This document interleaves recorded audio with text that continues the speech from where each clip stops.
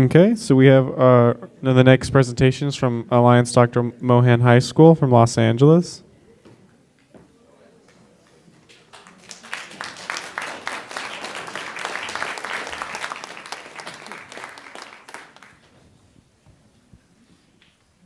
Good morning, everyone. My name is Luis Corrin. And my name is Fatima Martinez. We're from Alliance Dr. Olga Mohan High School in Los Angeles, California. And today we'll be discussing the Indian-Pakistani nuclear threat. So our story will begin in February 2019 when Trump and Kim Jong-un met in Hanoi, Vietnam to discuss nuclear disarmament issues. However, to Lido's attention, not far from Vietnam, on the Indian subcontinent, years of hostility and tension were beginning to boil over. On February 14, a suicide bomber from an Islamic militant group killed 40 Indian soldiers in Kashmir, angering Indians in the process.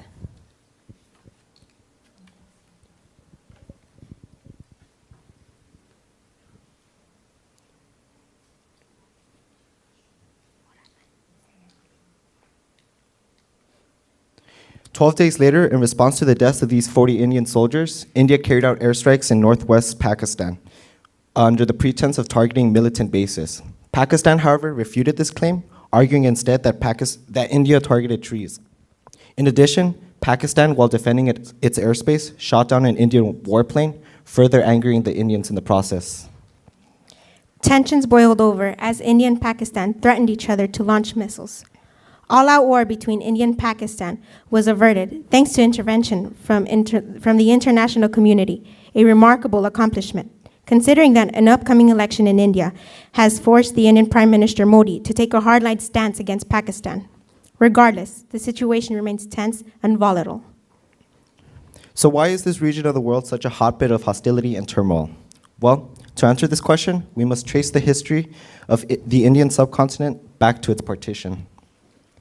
After the end of World War II, Britain sought to relieve itself from its economic burdens by granting India its independence. The situation was complicated by the demographics of the Indian subcontinent, which are vast and complex. India is home to many religions, some of which include Muslim, Sikhs, and Hindus that are spread throughout the region. During this time period, leaders of the Indian National Congress, like Gandhi and Nehru, advocated for the creation of a unified India, one where Muslims, Sikhs, and Hindus coexisted. Muslims, however, were not keen on this idea from the start, and under Jinnah and his All-Indian Muslim League, they advocated for the creation of a separate state, Pakistan. In 1947, this conflict between Indian Hindus and Muslims was eventually mediated by the British government. Throughout the Mountbatten Plan, India and Pakistan were to be separated by the Radcliffe Partition lines, which split the subcontinent into Pakistan, India, and East Pakistan, which is modern-day Bangladesh. Now, the partition of India was meant to help keep the peace and tranquility in the Indian subcontinent. However, it failed at its mission, and it only served to exacerbate problems further along. The partition went into effect on August 15, 1947. At first, both Indians and Pakistanis were celebratory and optimistic about their new future. During this time period, mass migration of Hindus to India and Muslims to Pakistan commenced. In the midst of these migrations, race riots and turmoil ensued, resulting in the deaths of hundreds of thousands. The celebratory mood of independence soon wore off, and hostility and distrust of the other took hold. In the midst of this conflict, several independent princely states across the subcontinent remained independent. The Mountbatten Plan didn't directly address the status of these states, but British negotiators advised them to quickly declare for India or Pakistan to avoid further conflict. Although most followed this advice, the princely state of Jammu and Kashmir remained independent. In fact, both India and Pakistan in 1947 fought over Kashmir when Pakistani-backed forces invaded the region of Kashmir. The Kashmiri prince asked India for help in exchange for joining the region, and all that war ensued. After a year of fighting, both sides eventually reached a stalemate, and a UN-arranged ceasefire led to the creation of a line of control in Kashmir, splitting the region in two. The conditions of the ceasefire included a referendum to allow for self-determination of the Kashmiri people, yet persistent occupation by both India and Pakistan troops has prevented any progress toward this goal. Since the ceasefire, 2 more Indo-Pakistani wars have been fought over the control of the region. Now, after partition, both India and Pakistan began to develop nuclear energy programs. India, under Prime Minister Nehru, initially created a nuclear energy program, receiving aid from both US and Canada. Pakistan, on the other hand, received aid from Canada. Both nations thus developed their nuclear technologies initially for peaceful use. However, by the 1960s, following humiliating military defeats by both India and Pakistan, both nations began to convert their nuclear energy program into nuclear weapons programs. Fast forward a decade later, in 1974, India successfully conducted its first nuclear test.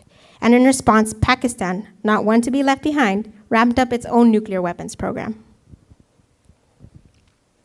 Nearly 2 decades later, India and Pakistan both successfully announced the success of underground nuclear weapon explosions. As a result, both nations were now nuclear armed, and a race to the bottom to build up their nuclear arsenals commenced. But before both nations could begin building their nuclear arsenals, they first had to build their missile delivery systems. India began building its ballistic missile program in 1983. Pakistan, upon receiving word of this, also began to develop its missile program in the coming years. Thus, both nations became locked in a nuclear arms race. Now, the nuclear arms race between India and Pakistan is similar to the nuclear arms race between the US and USSR during the Cold War. But how? How are these two far-flung conflicts from different time periods similar to one another? Well, for one, both countries can be traced back to their ideological differences. Today, Hindu nationalism often clashes with the Islamic nationalism, their desire driven by their country being better than the other. This can be seen also as well during the Cold War, the US driven by their capitalistic ideals and the USSR driven by their communistic ideals. Second, both now and during the Cold War, the use of propaganda and the spread of fake news was prevalent. During the Cold War, misinformation campaigns by both the US and USSR were launched by either side to tarnish the reputation of the other nation. In fact, the Soviet Union in the 1980s successfully spread a rumor that the US created AIDS to kill off their population. Nowadays, between India and Pakistan, the use of social media and traditional media helps spread fake news. In fact, in 2019, over the recent conflict, video emerged online showing Indian fighter jets destroying Pakistani militant bases. However, upon further investigation, it was revealed that the video was merely a fake, and it was just a scene from a military video game called Arma 2. Additionally, both situations have demonstrated the countries fighting over nations that isn't technically theirs, fighting for merely spheres of influence in strategic regions in the world. We've already discussed the First Indo-Pakistani War, taking place after their partition in 1947. Additionally, in 1965, the Second Indo-Pakistani War broke out after Pakistan infiltrated Kashmir with the goal of inciting an uprising. Finally, the most recent war that took place was in 1999, the Fourth War, resulting from Pakistan infiltration of Kashmir. Now, let me remind you that this is the most important war and the last one that took place, because it took place after both became nuclear superpowers, escalating tensions. There have been numerous standoffs along the line of control since 2000, reviving the specter of war. Lastly, all nations during the Cold War and now expanded their nuclear arsenals in response to the other side. During the Cold War, following the USSR's successful nuclear detonation, the US and the Soviet Union were engaged in a tight arms race. Now, following Pakistan's successful nuclear test in 1998, both India and Pakistan began to ramp up and build up their nuclear and missile delivery systems. As a result of this arms race, India and Pakistan have been embroiled in a hotbed of dangerous hostility. Now, this hotbed of hostility has been brewing under the radar for many years now. Brexit, meetings between Trump and Kim, and a wave of right-wing nationalism has consumed the attention away from the region in Kashmir into the Western world. As a result, hostility and tensions between India and Pakistan, tension that can lead to all-out war, has been unnoticed for many years, until recently, as of February 2019. The specter of war between India and Pakistan is one that should concern everybody, as both nations are heavily armed with nuclear weapons. In fact, India possesses a nuclear arsenal of around 130 to 140 nuclear warheads, and Pakistan, meanwhile, has around 140 to 150. These neighbors are deadly and because of their proximity to each other. The fact that they fight over Kashmir, which is a heavily militarized zone, only exacerbates the problem. In fact, the specter of nuclear war between both nations could spell calamity for the world. So now that we've told you all of this, you may be wondering, where do we go from here? Or how do we fix this? Well, for one, we must help increase awareness of this issue to the Western world, where key nations such as the United States and Germany reside. These nations, whatever they come to a conclusion or an agreement, often goes. So this will be the first step towards solving this crisis, increasing awareness. But before we can even address this issue, we must address the polarization that has affected both India and Pakistan. But how? We must promote cultural exchange programs between nations to break misconceptions. An example of this has been done by Anam Zakari, holding video chats for children in India and Pakistan so that they can realize that they have a lot in common and create a conversation. And to demonstrate the effectiveness of this cultural exchange, I want to tell you a bit about Luis and I's personal experience. This past November, Soka high school students came to our school in Los Angeles and told us about their life in Japan. They asked us questions about Trump, America, asked us about how Disneyland is like, and they told us about our American food size proportion being really large, especially our In-N-Out burgers. In the end, we learned that they aren't different from us after all, and that's what matters the most. We broke the barrier of communication. Now, better, warmer relations between India and Pakistan opens up the possibility for both sides to trust each other and to sign nuclear arms reduction deals. Currently, as of now, this isn't possible because even if leaders of both nations sit down and talk to one another, their populations, the people that they represent, are not happy about this. Now, all of this may seem like a difficult task, but let me remind you, it has happened before. The US and the USSR, despite their hatred for one another, were able to forge bilateral treaties that restored faith and confidence between them. The INF created a reduction in nuclear warheads, and nuclear arsenals were curbed while open dialogue prospered.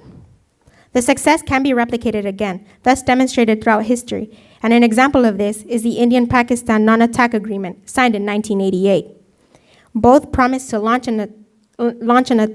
not launch an attack on the other's nuclear facilities, and this demonstrates the possibility for future negotiations, which is the only path to success. Now, why do we want to forge friendly relationships between India and Pakistan? Well, for one, we want to restore a sense of confidence between both nations. With the restored sense of confidence and trust between both nations, the possibility of signing nuclear arms reduction deals, like the Nuclear Test Ban Treaty and the Comprehensive Test Ban Treaty, can become a possibility. By doing so, the specter of nuclear war can diminish not only in the region, but throughout the world. And finally, let me remind you the reason why we're all here today. A nuclear-free world is what we're trying to achieve. A world that's much fairer, kinder, and safer for us and future generations to come. After all, our home is a lonely speck in the great cosmic darkness, and it is up to us to safeguard our speck from foreign and as well as domestic threats that even include ourselves. Thank you.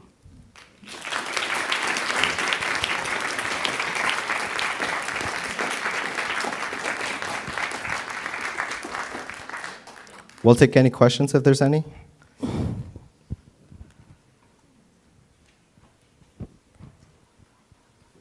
Well, thank you for your time. Oh, wait. No.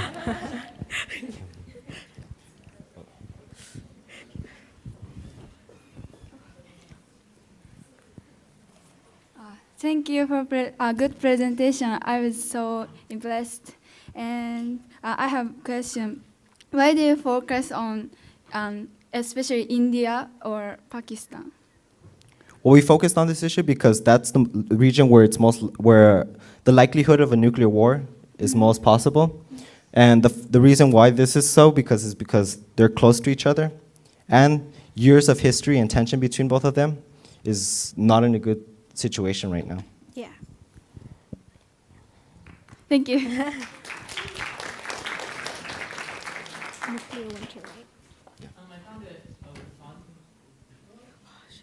Okay, sorry about that. I found it really interesting how you talked about the cultural exchange program that you guys, there we go, had at your guys' school. And so I was wondering how you would suggest other schools go about conducting a similar thing where there's an exchange of culture?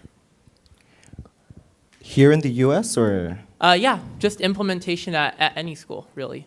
Well, Luis and I are part of a nuclear-free schools club, right, at a school. So our teachers, Mr. Burke and Mr. King, before the cultural exchange, had given us emails from Japanese students of Soka High School. And we had to, for a couple of weeks, exchange emails, introduce ourselves, and stuff like that. So it was pretty difficult at first because we didn't know them. We didn't know how they looked. But then we did a video chat, right? And we got to see how they were. And then once they arrived, that was really nice. But to answer your question, I would say in conferences like these, because our teacher, Mr. King, he had talked to the Soka High School teacher in order to organize that. So in conferences like these, students from America, Russia, and Japan can come together and come to an agreement where students can get to know each other more and come together to solve this issue. Thank you very much.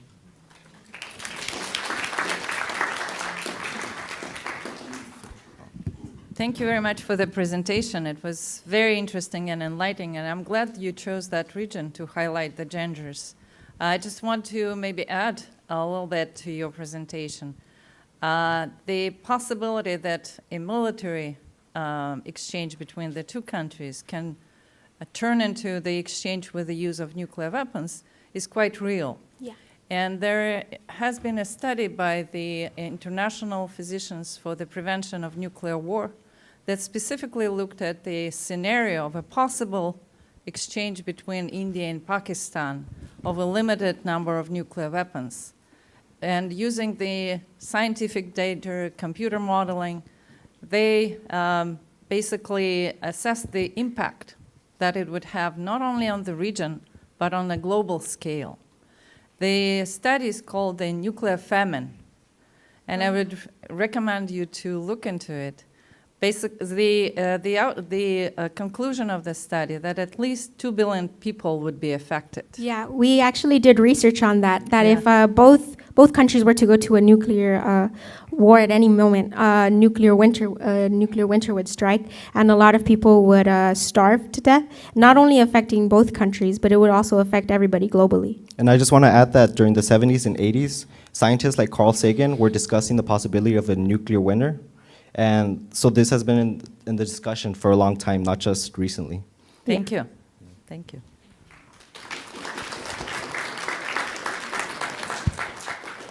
Hello. I find it real interesting how you propose like a cultural exchange program between U.S. and Japan, and I'm wondering how is this going to help with like the Pakistan and India crisis, since you're not hosting anything between those two countries, and how is this going to work? So in India and Pakistan, currently there are organizations that are facilitating cultural exchanges, but these organizations, however, receive little funding, and so like there is methods to do this thing, but there's also video chat conference, as Fatima mentioned, Yeah. that are being facilitated in schools throughout the region in both India and Pakistan. Yeah, so through our culture exchange with Japanese students and ourselves, we showed that, in fact, it is effective. Although our countries don't have anything against each other, if we promote this or fund more programs like this in India and Pakistan, we can create a sort of connection between the students and future generations to come. So do you think like the exchange program between India and Pakistan is it going to be hosted by NGOs and without like government interference? Because we all know that there are Yeah. conflicts between those two countries. Yeah, we are suggesting that because currently, the recent video chats that were discussed that Fatima mentioned, they had great success, and the students of both countries are often fed narratives that the other side is this demon, this monster that is out to get them. Yeah. But by talking to them, they realize that there are people just like them, that they have the same interests, same quirks, and they're people just like they are. Thank Yeah. you.